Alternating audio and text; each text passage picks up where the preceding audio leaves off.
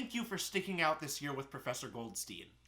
If you've watched a video, listened to a song, bought a piece of merch, subscribe to the Patreon, we see you, and we thank you so much for being with us for our first year as a band. Oh, also, if you've come to or tuned into a show, but rip. At a glance, we formed the band at the beginning of the year. We recorded a bunch of songs in January, released the first one in March, and then the pandemic hit. And we've been kind of throwing things at the wall, seeing what sticks ever since. So here are a couple things I've learned from my first year as Professor Goldstein in, you guessed it, your favorite, a numbered list. Number 1, open mics go way further than you think in your first year as a band. My goodness, I miss in-person open mics. If you're a musician or a performing artist in any way, any medium, any form, you should go to these just because they're just so much fun, and also they're just a great way to connect with the other artists in your community. Being from the Maryland side of DC, my two favorite places to go to for these things are the New Deal Cafe in Greenbelt and Hellbender Brewery in Fort Totten. You meet so many characters at these things. You see so many wacky performances at these things.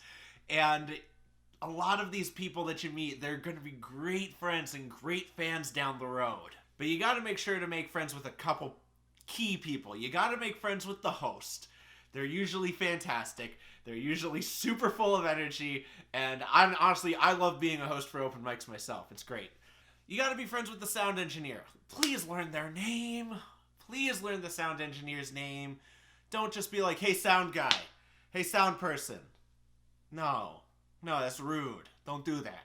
You're working with them at this event. They're not working for you. Most importantly, though, make friends with the bartender. Carla Menardez, I got you. You got me all the time. Always shout out the bartender during your set. Always tell the crowd to tip them. These open mics, they're also a great way to practice performing without committing to a full set, and they're a great way to get immediate feedback on a frequent basis. Number 2, write a shit ton of songs. Like I said before, we recorded a bunch of songs at the beginning of 2020. We're actually releasing the last song we recorded during those sessions tomorrow. Here's a sneak peek.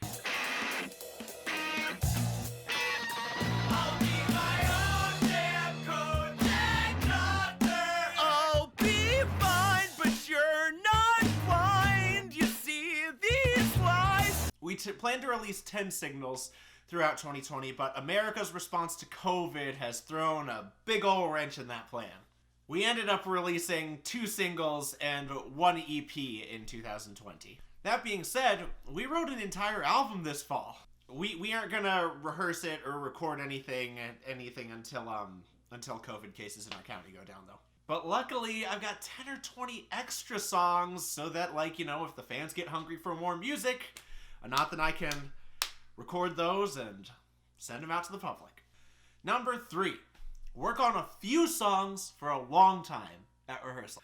Honestly, I don't know why, I was in music school for 5 years. I should have figured this out a long time before I actually did. I was just like, it's pop music. We can learn 10 songs in one rehearsal, 1 2-hour rehearsal period. No, we can't. Pop music is still music. Bada bing. Rehearse your songs thoroughly. Break them down. Do the band director method. Yeah.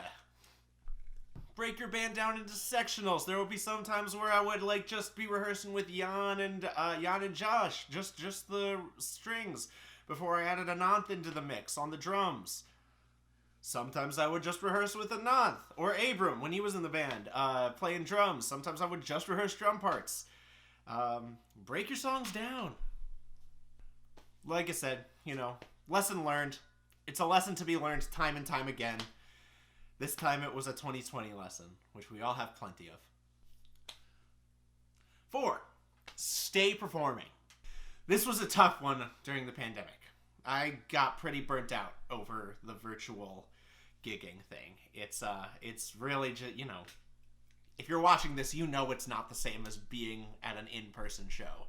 There's no being crammed in a sweaty basement screaming at the top of your lungs. It's just, it's not the same. But I let that get to me. And I started putting other things before performing, and that was the wrong move. I started, just getting into cooking and skipping out on gigs because I was, cooking or something, or playing Dungeons and Dragons or something like that. And I'm just like, those things are great. Don't get me wrong. Play D&D. Play tabletop. Cook food. Food is good. Eat, please. But, I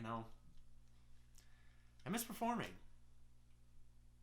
I don't know if this step was helpful, but, stay at it as much as you can. The people need music, even if it's virtual. Even if it's just a snippet for an Instagram reel or a TikTok or something. Even if it's just like a little cover you recorded for YouTube. Also, we need to practice as musicians. Number 5, be nice. We all suffer from being assholes here and there. But for real, being nice is possibly the most useful lesson any musician can learn, and I know I'm not the first one to talk about it. I've said some stuff. I've started beef with people for no reason. Stuff that's just mean-spirited, and it's not rock star-like. It's not very rock star-like. Don't do that. It's not cool. It's been a goal of mine every year to stop shit-talking people. It's a hard thing to do. We all do it. It's just human nature. Most of all, you just gotta be a desirable person to work with. You're not a one-man or one-ensemble thing. This takes a lot more than the musicians. So you gotta be able to work with everybody. I hope you can relate to this year-long journey if you're a new artist starting on a new project. If you like, give a like. If you want more, give a subscribe. If you dislike, don't be a coward. Leave a hate comment. Don't just leave a dislike. I hate when I get bleh. I hate when I get dislikes and no hate comments below. Come on. Stop being a coward. Don't be shy. Say some more. Don't be shy. Say some more. Thanks, y'all. I'm Professor Goldstein. Peace.